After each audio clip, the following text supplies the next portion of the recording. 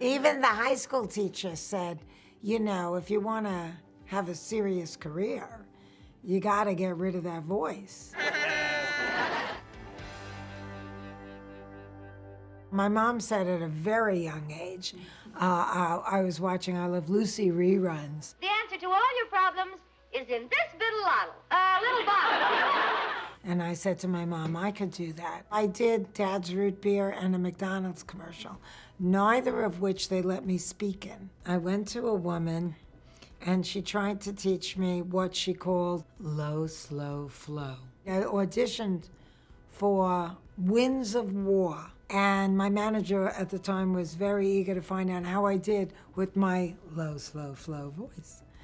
And the casting director said, you know, she spoke very slow, and it's only an 18-hour miniseries.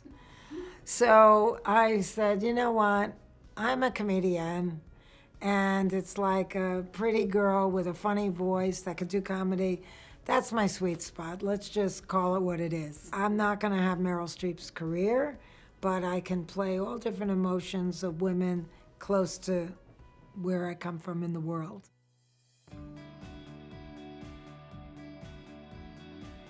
I had done a short-lived series with Twiggy and Julie Haggerty, didn't go anywhere. I did a pilot after that, didn't go anywhere. And there I was by myself on TWA. And I'm thinking, oh my God, that's the president of CBS, Jeff Sagansky. Well, I just worked for him. And I said, Jeff, and he said, Fran, and I thought, thank you, Lord, and I ran into the bathroom to put some makeup on. And I'm thinking as I'm powdering my face, Carpe Diem, because I saw it as an opportunity that I was not going to get in my way. I was just gonna push that door open, because it was, you know, I mean, opportunity knocks every day. If you have the, you know, like the tenacity and the chutzpah to recognize it and then do something about it on the spot, do it. Just do it. Don't get in your way and start saying, oh, I can't bother him on the plane. He's a big, important man. No! So when I came out, I guess he's, you know, he kind of said, you know, I'm sorry the last pilot didn't get picked up. And, you know, there's a lot of things coming down the pike, and we'll find something else for you. And I said to him, you won't find anything that's going to fit me hand in glove unless you hear let me pitch to you with Peter, who eventually became my gay ex-husband, but still writing partner. But I said, we know my brand of comedy, and you gotta let us pitch. And 9.5 hours later, he said, okay, when we all get back to LA, call my office and I'll set you up with the head of comedy development and I'll let you pitch. And it was like, I didn't have the idea when I was talking to him on the plane, but I was visiting Twiggy. I did that short-lived series with, and her and her husband were working, so I ended up with their 12-year-old daughter, schlepping her all over London with me, so I would have a companion to go touring with. And she all of a sudden says, oh, Fran, my new shoes are hurting me. And I'm thinking, why is she telling me? Does she want me to take her home? Because I'm not ready yet. So I said, oh, honey, just step on the backs of them. And she said innocently, won't that break them? And I said, break them in. I just couldn't get this unorthodox relationship between an adult and a child out of my head, because I wasn't telling her what was good for her. I was telling her what was good for me. I didn't want to sacrifice my afternoon for her. I wanted her to break her shoes so I could keep touring London. So I called Peter. I already told him I ran into Jeff, and he said that we could pitch something. So I said, I think I have the idea. What do you think about a spin on The Sound of Music? Only instead of Julie Andrews, I come to the door. And he thought for only a moment. He's got a very good sense for these things. And he said, that's it. That's the show we're going to pitch to CBS. The minute you get home, we'll flesh it out. We'll develop it a little more. And that's what we went in with that, what they call a log line. They green-lighted it right there. Hi, I'm Fran Fine. Well, do come in. Oh, boy, do you have gorgeous tchotchkes. People that are, you know, like mad for it and, I mean, just obsessed on it, weren't even alive when we were shooting it. And it was airing initially on CBS. We were right on the cusp of social media and everything, the internet, you know, the whole .com era exploded while we were shooting The Nanny. And those people, those families that were watching it from 93 to 96, then, you know, the kids grew up and just started to understand how great it was on levels that they didn't cognize when they were kids. Right. Then suddenly it's like the clothes, the jokes, the like gay humor, the sexual tension, all of that kind of went over their head. But they just like this, you know, immature, funny nanny that kind of treated the kids like equals and yet would be treated like a kid herself by her boss. You know, it operated on many different levels.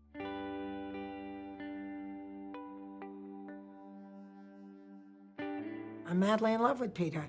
We're so tight. We talk a few times a day. We're writing, always writing together, and we're in each other's business, and we're family. My family says, you're still married, you just don't seem to know it. We are soulmates, so soulmates really can't ever, they're like magnets. And we just had to figure out how to be happily divorced. And we so are. You know, we travel together now, and, you know, we're just, my family is his family. We feel very blessed that we cherish each other the way we do. But I'm a Buddhist, or a Buju, if you want to call it that.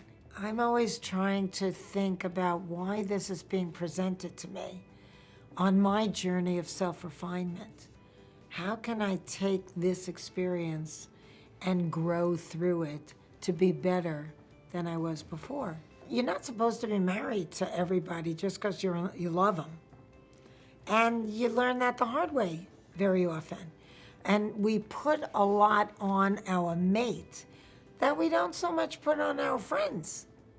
So sometimes, you know, that feeling that you had way back in the beginning that got all messed up in a marriage that probably shouldn't have been, you can kind of, you know, rekindle that if you just pare it down to much simpler expectations. And we're good with that.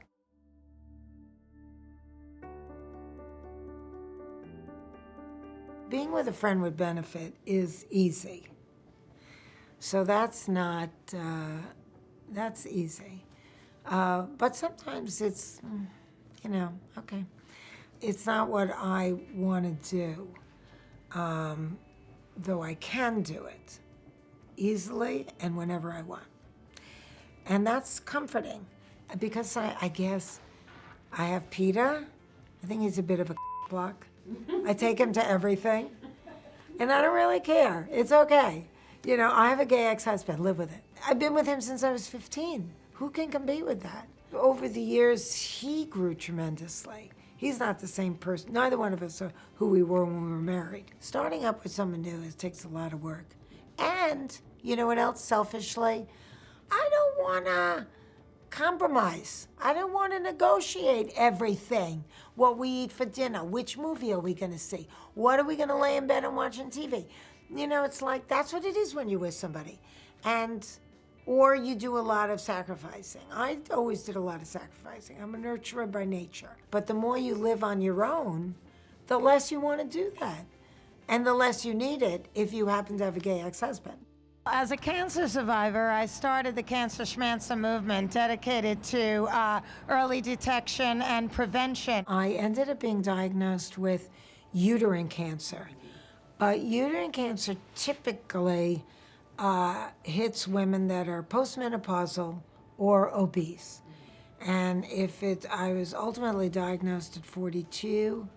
So if it started maybe around 40, maybe earlier. I was not postmenopausal, and I was not obese. So I slipped between the cracks. Mine was in stage 1, which means it was resting on the uterine lining, but it hadn't penetrated it, hadn't started to dig in. So I was very lucky. Although I was at that point with a man 16 years my junior, who I want, for the first time in my life, I want to have his kid. My destiny was that that wasn't ever going to happen.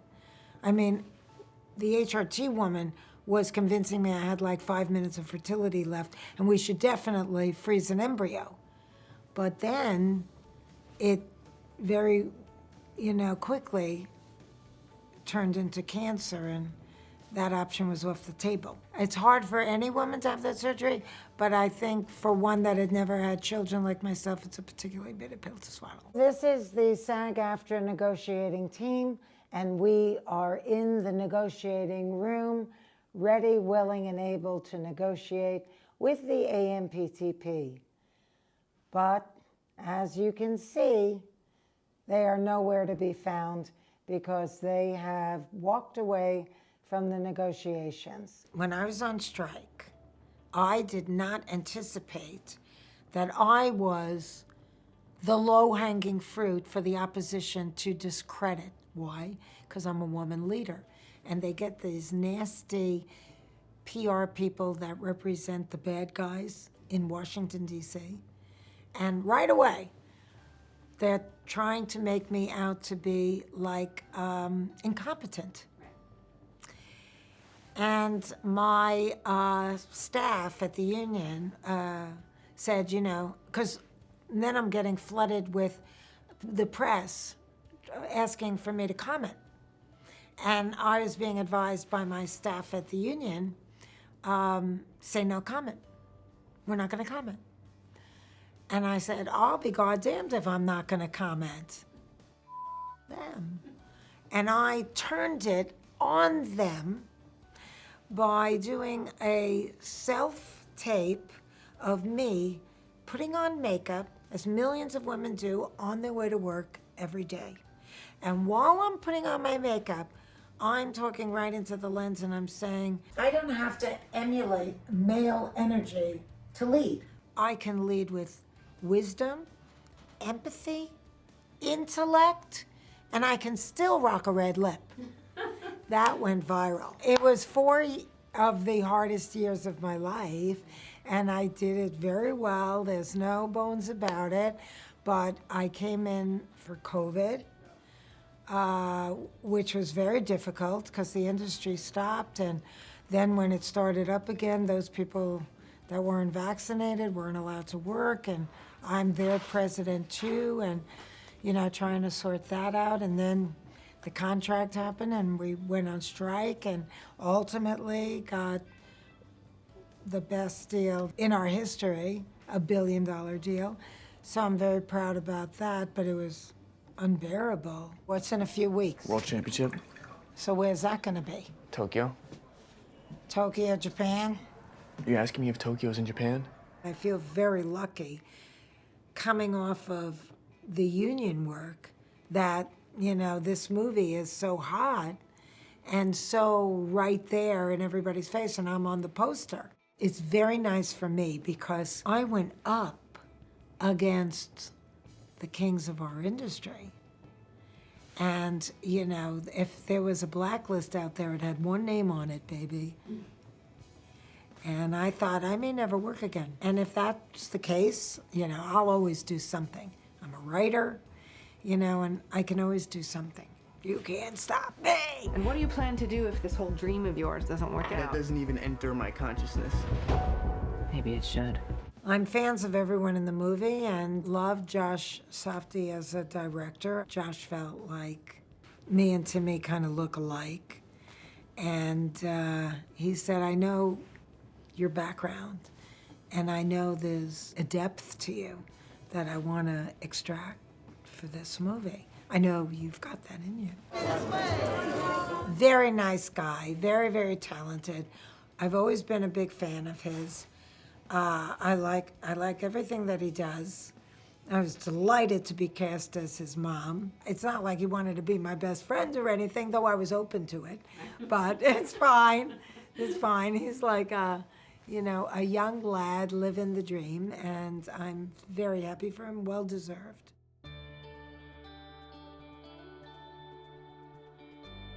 I'm very, what you see is what you get. And when I talk to people, I'm not above them. I'm right with them. And they get that. They feel it. I am authentic in how I present myself. I make sure of that. And I never want to be anything else. There are people that will say to me, "How you feel, Fran? You doing okay?" Because they know I had cancer 25 years ago. They worry about me. It's just so dear, and I feel very, very lucky, very lucky.